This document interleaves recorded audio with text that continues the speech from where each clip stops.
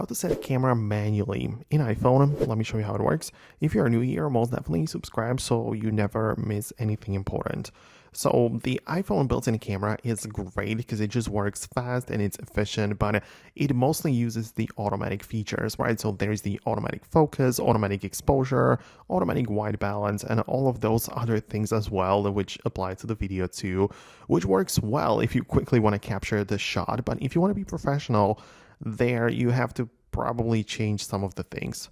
So using the built-in camera, you can hold down on a subject like selected and make sure to hold down on the little square to lock the focus and exposure in place.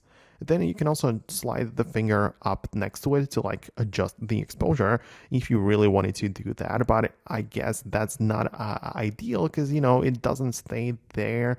It is locked in place, but it's not fully manual. It's still automatic with one feature being locked, right? So it's not ideal to stay with the Apple built-in camera app. Instead, I would take a look at the App Store, and there are some third-party camera apps which are much more professional.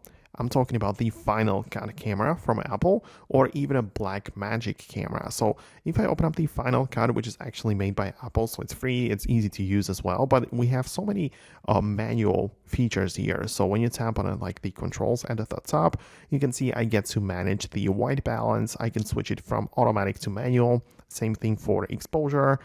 Another set there is the focus, which can also be set up fully manual, right? The zoom and so many different things which can be controlled even at the file format, at the resolution, and all of that kind of thing.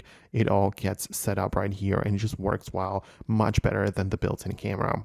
Same goes for the Blackmagic camera, which is not made by Apple. It's a third-party camera app, but it just works very well as well. So many features here too, like the ISO, the exposure, and all of those can also be set up manually instead of automatically. So let me know if you managed to find it. Most definitely hit the thumbs up and subscribe for the next tutorials and videos like this one, and I'll talk to you soon.